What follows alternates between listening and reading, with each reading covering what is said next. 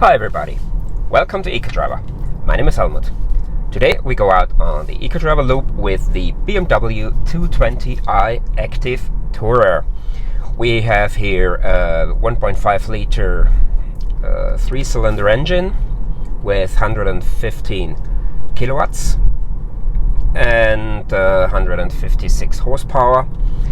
WLTP consumption is 6.2 liters per 100 kilometers, and the unladen weight is 1,520 kilograms or 3,344 pounds.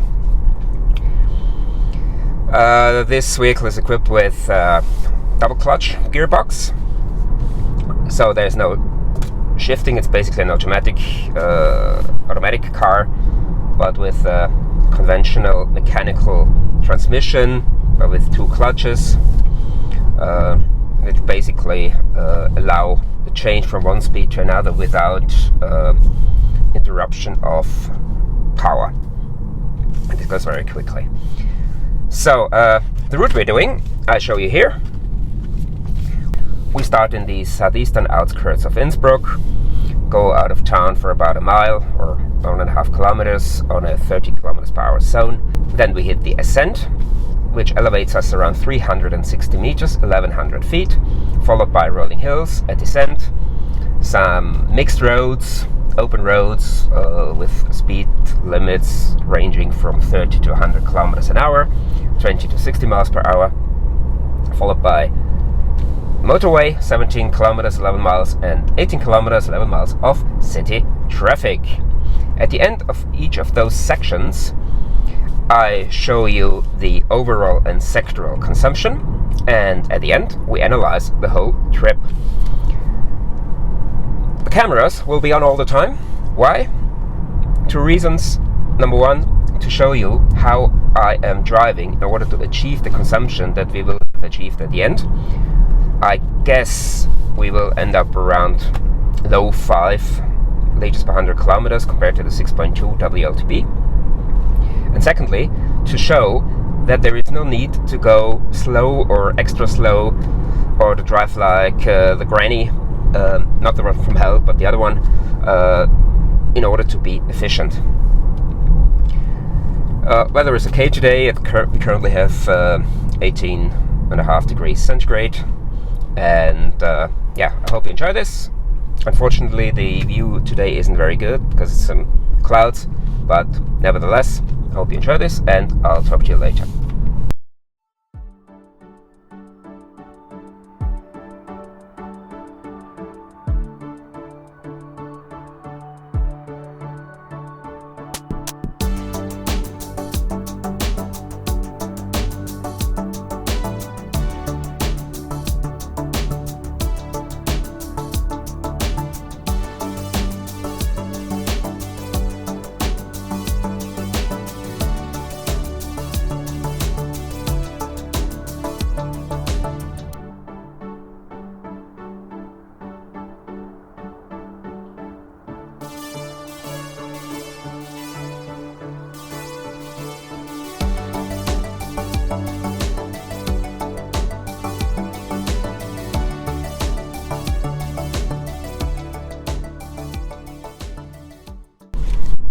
At the end of the climb, we see here 10.6 liters per 100 kilometers.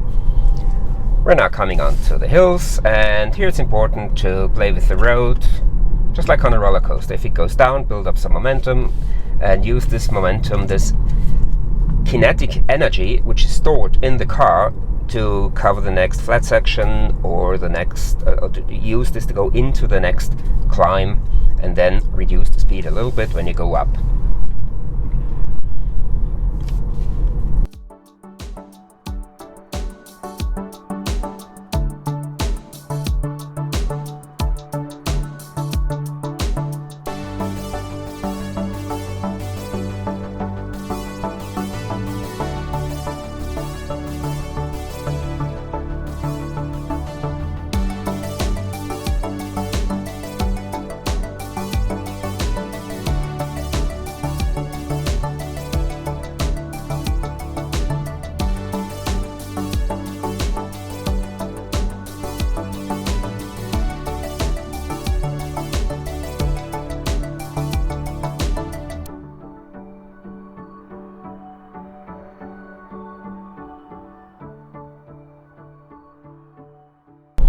At the end of the hills we have 8.4 liters per 100 kilometers.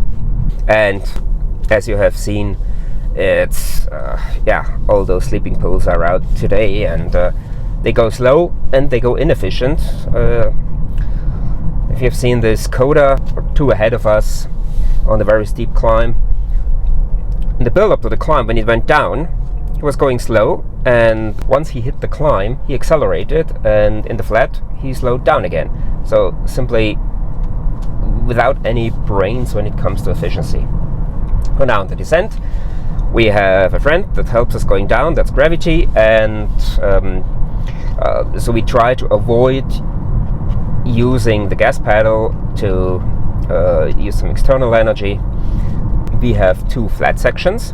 I try to pass those without using the gas pedal. It probably depends on how this car reacts, whether it decouples. Some mild hybrids do, but we'll see that.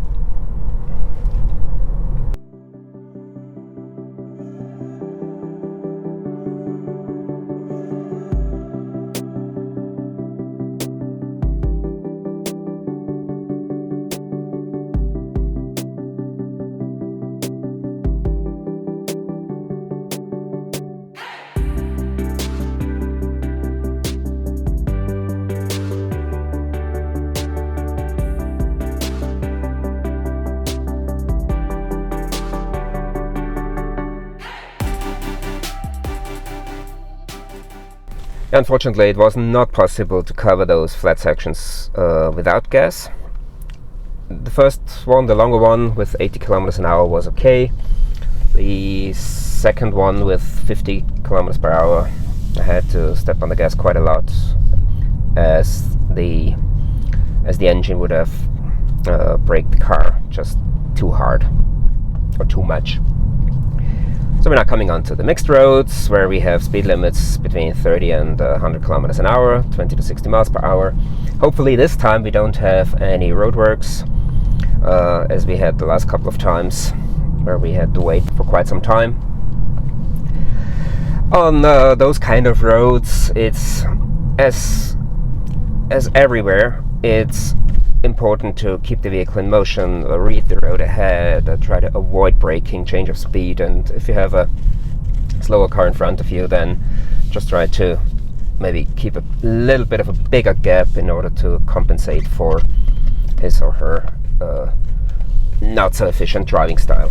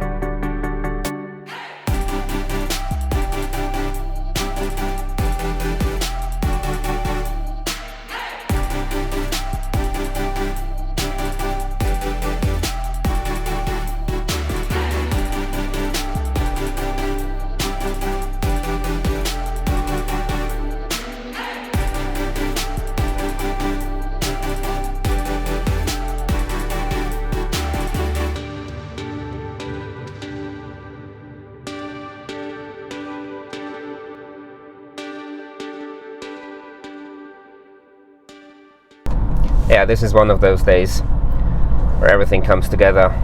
Now we had a tractor in front of us. At the end of the open road section, we have 5.0 liters per 100 kilometers.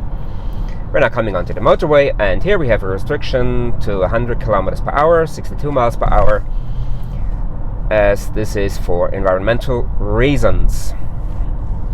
EVs would be allowed to go faster, but it doesn't really make sense to try this because all the other traffic is going 100, 105 only, so yeah, it's basically an advantage on paper.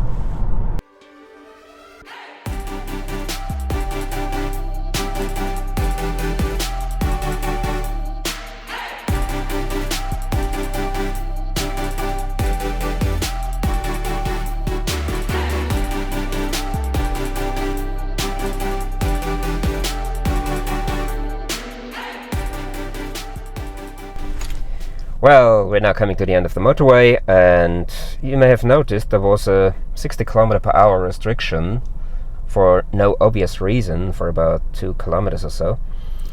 But anyway, so at the signs here we have 4.7 liters per 100 kilometers. Now we're coming on to the city traffic, and here it's important to read the road, try to anticipate what other road users might be doing, try to know or anticipate what the traffic lights will be doing, and therefore try to avoid change of speed, braking, maybe coming to a standstill. Of course, it's not possible all the time, but if it is, then try.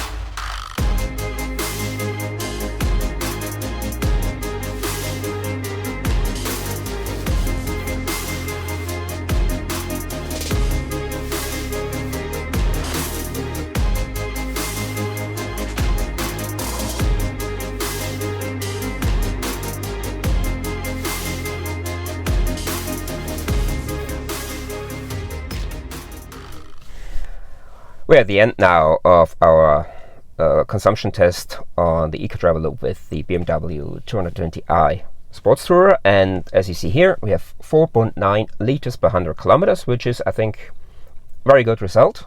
I expected low fives. We are now below 5, and yeah, and now look at the details. Well, less than 5 liters per 100 kilometers is, I think, an extremely good result. Hats off to BMW. You see here the overall and sectoral consumption, 4.0 in the motorway, 5.5 in the city. I am really impressed. In this table you see the results of the BMW 220i compared with all the other tests of the conventional petrol cars I have done so far, and the 4.9 are even more remarkable considering the weight of this car, which is by far the heaviest amongst the ones around these consumption numbers. As I said at the end of the trip, I'm not really convinced by the double clutch gearbox, but irrespective of that, it helps reducing the fuel consumption, as there are 7 gears compared to 5 or 6 with a manual gearbox, and therefore you keep the engine in the more efficient area for a longer time, just by nature, because you have 7 gears instead of 6 or 5. And secondly, in the efficiency mode, the gearbox shifts at very low revs, but it still doesn't start to rattle or something, and therefore this also helps reducing the consumption. Of course, your personal driving style needs to match that. If you floor it all the time, then of course you can't use the potential efficiency of this car. And as with all cars, the basic principles of eco-driving need to be adhered to in order to get a consumption like this. And if you want to know more about this in detail, I recommend my video with my 5 tips of how to drive cars with a combustion engine more efficiently. And down here you find the playlist with all the tests of the cars you see in this table. That's it for the BMW 220i. Thanks for watching. Take care. See you next time.